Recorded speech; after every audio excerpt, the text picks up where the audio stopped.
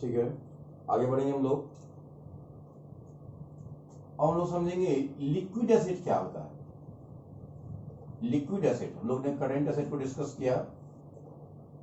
Liquid acid, liquid acid जो current acid में वह एसिड जो फास्टर गैस में कन्वर्ट हो जाए, जो क्विकली गैस में कन्वर्ट हो जाए, उसे हम लोग लिक्विड एसिड कहते हैं। और लिक्विड एसिड निकालने के लिए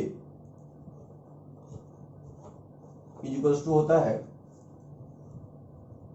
करंट एसिड में से स्टॉक और प्रीपेड एक्सपेंस को घटाते हैं।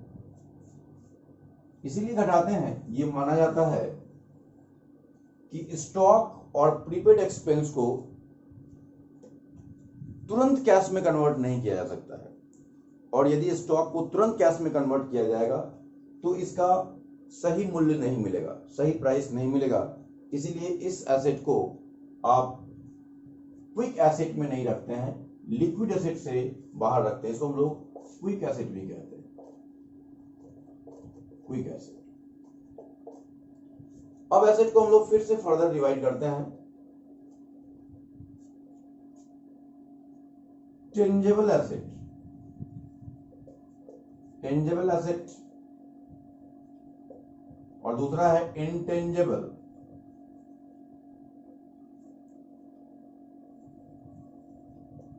इंटेंजेबल एसेट, ये टेंजेबल एसेट क्या होता है? टेंजेबल एसेट का मतलब है जिस एसेट को आप देख सकते हैं एंड जिसको हम लोग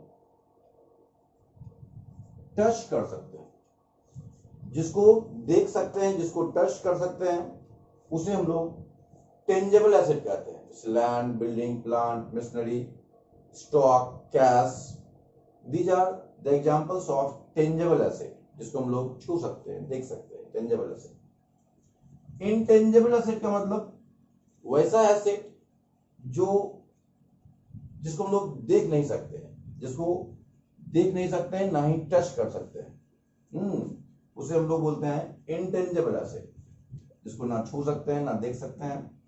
इसमें एग्जांपल है goodwill, copyright, patent, trademark,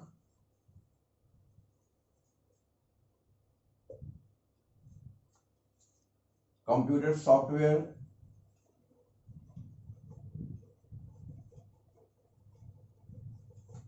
these are the examples of intangible asset, जिसको हम लोग एसेट तो कहते हैं, लेकिन जिसको हम लोग देख नहीं सकते हैं, जिसको हम लोग टच नहीं कर सकते हैं, इसे हम लोग इंटेंजिबल एसेट के नाम से जानते हैं।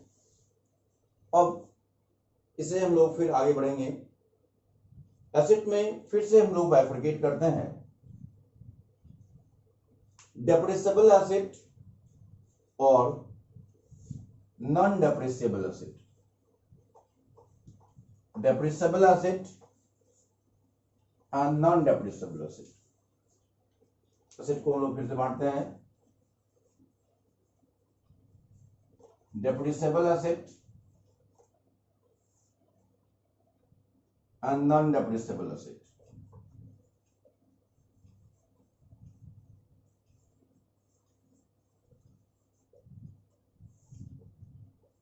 डेप्रिसिएबल एसेट, जिस एसेट का लाइफ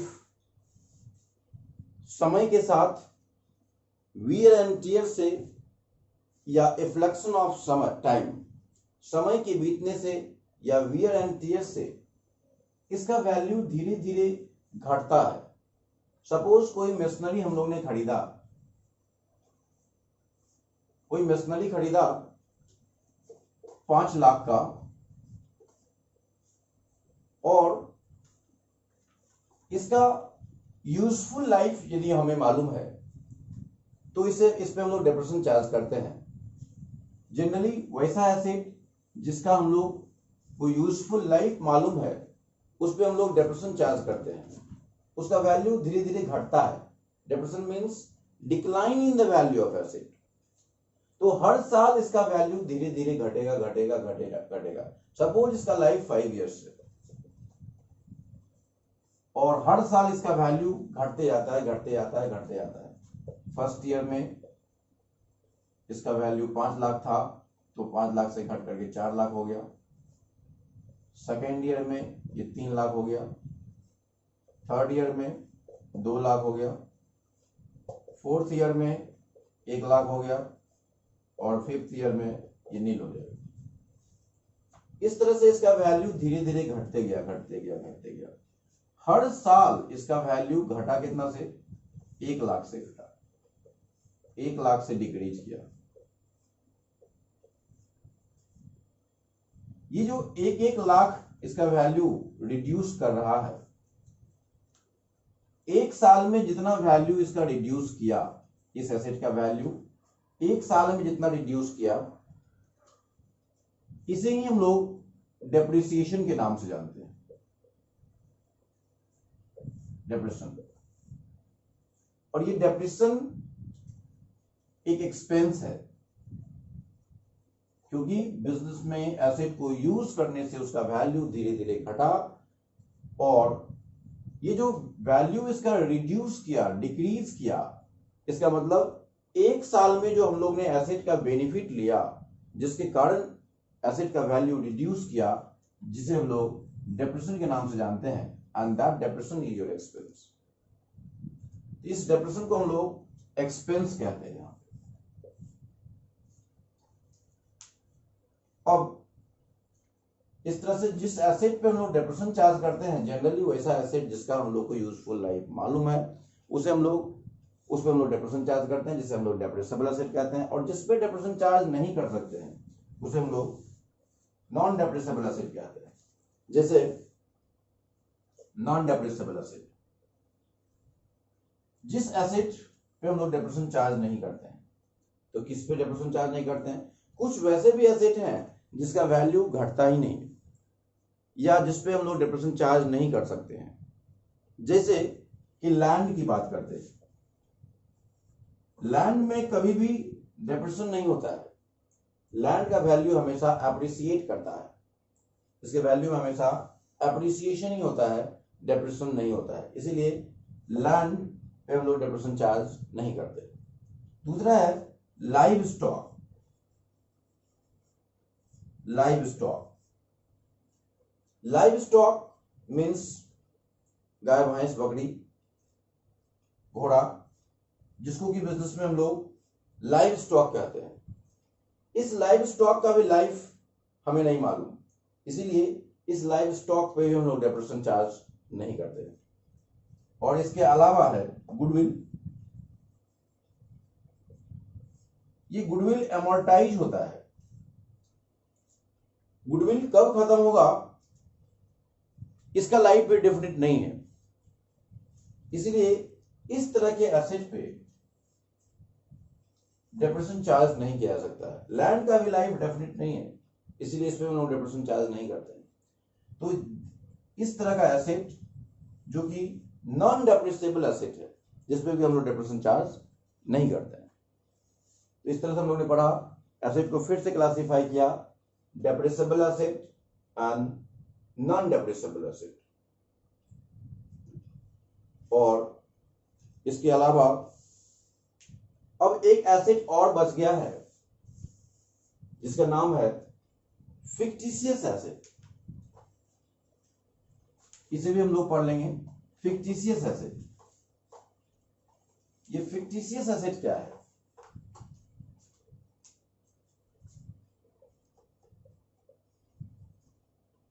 फिक्टिशियस एसेट एक्चुअली में ये एसेट है ही नहीं। fictitious assets have no real value. It has no real value, or it cannot be converted into cash. इस फिक्टिशियस एसेट को का कोई रियल वैल्यू नहीं है, इसका मतलब इसे हम लोग कैश में कन्वर्ट नहीं कर सकते हैं, ये एसेट है ही नहीं। इसे कुछ टेक्निकल ग्राउंड पे इसे हम लोग एसेट मानते हैं। It is treated as an asset only on technical ground। जैसे इसमें आता है एग्जाम्पल में debit balance of PL account, deferred revenue expenses, underwriting commission,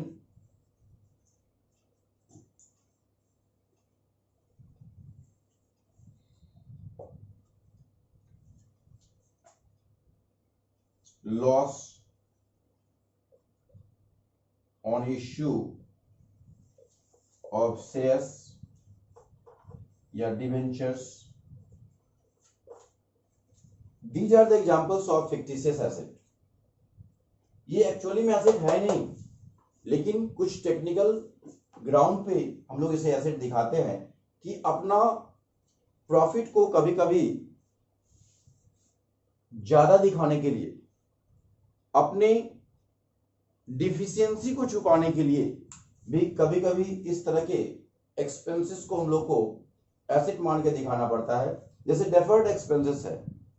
deferred revenue expenses का मतलब है कि यदि कोई एक्सपेंडिचर आप ह्यूज एक्सपेंडिचर करते हैं, सपोज कोई एडवर्टीजमेंट पे आपने ह्यूज एक्सपेंडिचर किया और आपको लगता था कि इसका बेनिफिट हमें मिलेगा, लेकिन बाद में चल के आपको लगा कि नहीं, इसका बेनिफिट हमको मोर देन 1 अकाउंटिंग ईयर में मिलेगा। तो जो शुरू में आपने जिसको रेवेन्यू मान के चला था और उसको अब आपको लगता है कि इसका बेनिफिट हमको 1 से अधिक सालों में मिलेगा, तो इस तरह के एक्सपेंडिचर को हम लोग डेफर्ड कर देते हैं। इसको हम लोग आगे आने वाले समय में ये मान के चलते हैं कि आगे आने वाले समय में इसका बेनिफिट मिलेगा, और इसको हम लोग धीरे धीरे डिफरेंट और सेवरल अकाउंटिंग ईयर में इसको हम लोग धीरे धीरे राइट ऑफ करते हैं, और उसका जितना अनरिटन पार्ट होता है जिसको हम लोग बुक्स में दिखाते हैं उसे हम लोग एसेट के रूप में दिखाते हैं, दो कि ये एसेट नहीं होता है। इसी तरह से यदि कोई शेयर या डिबेंचर को हम लोग इश्यू करते हैं तो ये एक्सपेंस किसी 1 साल का नहीं होता है, इसीलिए किसी 1 साल के पीएल अकाउंट में इसको हम लोग डेबिट नहीं कर सकते हैं। इसको हम लोग धीरे धीरे करके इसे हम लोग अमोर्टाइज करते हैं, राइट ऑफ करते हैं। जो अनरिटन पार्ट है इसका उसे भी हम लोग एसेट मान करके दिखाते हैं। तो इस तरह से आज हम लोग ने एसेट के बारे में टोटल पढ़ा। धन्यवाद। फिर से हम लोग नए वीडियो साथ मिलेंगे।